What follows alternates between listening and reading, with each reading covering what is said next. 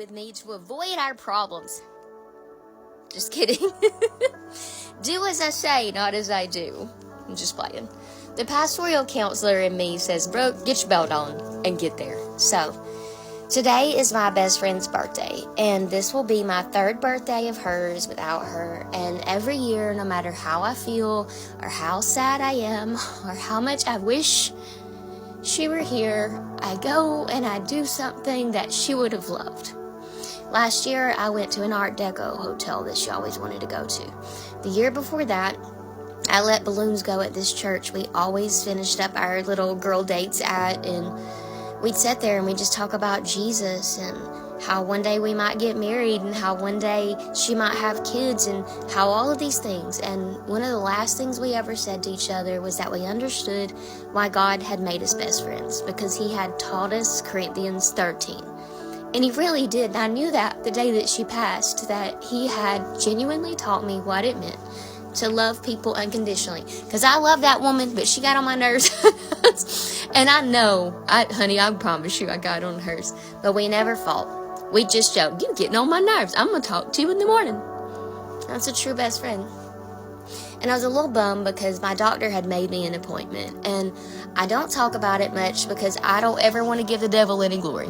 But for the past 13 years, I've been diagnosed with MS. I don't claim it, but I am wise enough to take my medicine and go on runs. I lift twice my body weight. I'm healthier than most healthy people. That's what makes it frustrating sometimes, and I've seen a lot of people who don't have the luck of that, so I don't take it for granted. And it's one reason why I'm taking my butt to the doctor today, to get back on the right preventative. Because I went into anaphylaxis last year on the shot that's safe, the one I've taken for all of these years. And all it really does is prevent your T cells from attacking your nervous system. And the part it attacks is the myelin around your spinal cord or your brain. And we don't want that, okay? And I really don't like going to the doctor. I don't, because I don't really like medicine. I don't. But I went to my regular old checkup not long ago, and we were having a talk, and I love that doctor, and me and her always kiki about God, joking about how stubborn pastors are. And she asked if I've been to get my medicine fixed yet. She says, don't even answer that. I already know. And she was right. I digress. So she said, oh, it looks like you've already got your appointment. Good on you. I was wrong. I'm like, no, you wouldn't. I didn't make that appointment. What day is it? And she goes, May 7th. Didn't quite register until I got home that that's my best friend's birthday. I'm like, who would make that on my best friend's birthday?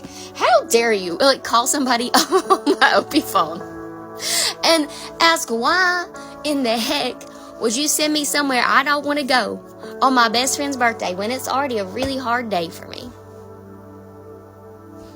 But when she was around, and I would have down days, and a down day for me is just I might be in the bed, right? And I remember her telling me, she was like, if you need me to, I'll come and I'll sit with you, and I'll go with you if you need an infusion, and I'll sit with you, and I'll bring you Sprite, and we will bug the nurses to take the best care of you, and then you'll come home and you might feel bad for a minute, but bada bing, you're gonna feel better. I'm like, Ebony, I'm not going. And I ended up being fine. I just needed a break. But I remember days like that, or days we'd have something planned, and I would always end up going anyway.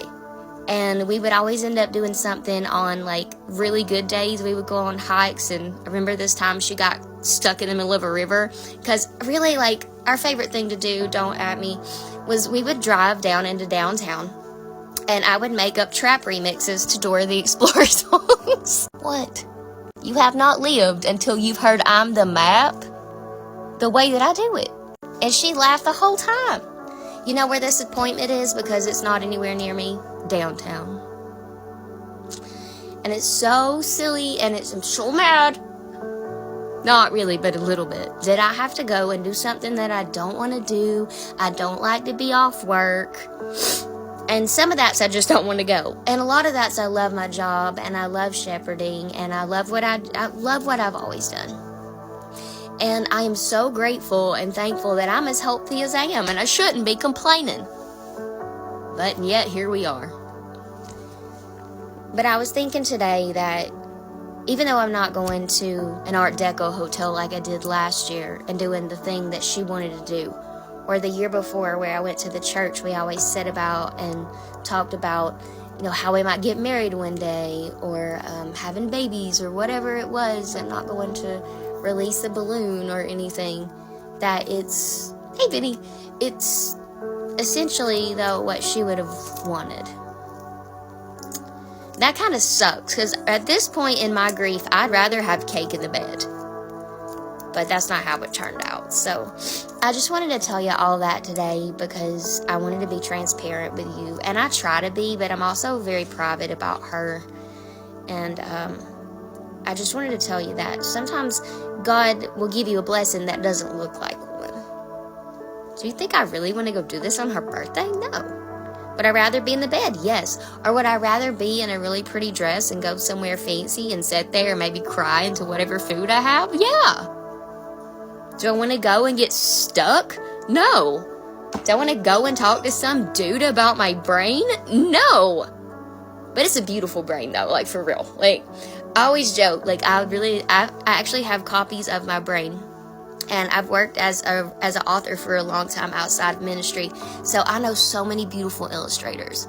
And I had the opportunity one time to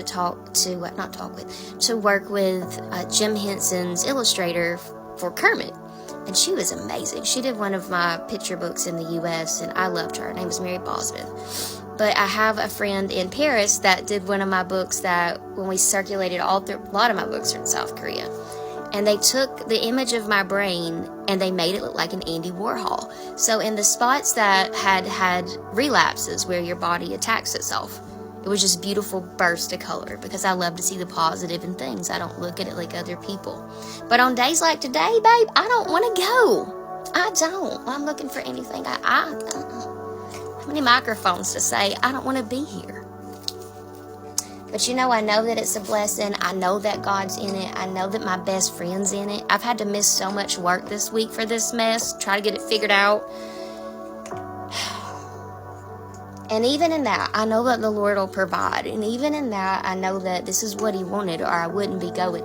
And even in that, I know that this is a special day. But somewhere in heaven, she's going, you know what? I've been trying to tell you a long time ago. Granted, I was still on preventatives back then. But it's been about a year and a half that we haven't been able to find the right medicine, because I'm just so healthy. But with this, or things that are chronic, even though we don't claim it, we have to stay on top of it, because we got babies to keep up with, we've got businesses to run, we've got ministries to take care of. And so that's what I'm going to go do today. So my message to you today is be brave, dang it. Be brave. Put on your business shirt. I need this neurologist to know I too am smart. Don't do something crazy to me. These are my I too am smart glasses. We're going to see how this goes. But I have a feeling that God's going to be all in it. I do. And I just want to tell you that I love you. I want to tell you that you can do big things. I want to tell you can do brave things. And I also want to show you that even when you got things going on that other people don't know about, because you just look so darn healthy, and you kind of are, that it's okay that that's going on. And it's also not impossible for you to live a really amazing, beautiful life just because the doctor told you something you didn't want to hear. 13 years ago, I couldn't walk or see. I told the doctor that wasn't my story. And heck, if it wouldn't, look at me. Look at that. Look at her. Okay? Come on. And I just wanted to tell you that God does do miracles, but you still got to stay on top of your crap. Okay? I'm a walking miracle. And sometimes what looks like it's not a God thing, and you're like, oh man, come on God, I don't want to go to the doctor. Oh, come on God, like I don't want to have to pay that bill. Or oh, come on God, I don't want to have to deal with that again. Is it the devil, or are you giving him too much credit? Or is it God just making sure that you stay as healthy as you are right now? Because people look at me and they're like, what? I don't ever tell people, because I never want to become that person where they're like, I remember you. No. I don't live my life like a sick person, because I'm not a sick person. So be brave, be bold, and like a friend of mine on here says, be good or be good at it. I always love when she says that. Have the best day, and may the Lord bless and keep you. Be brave. He's got you.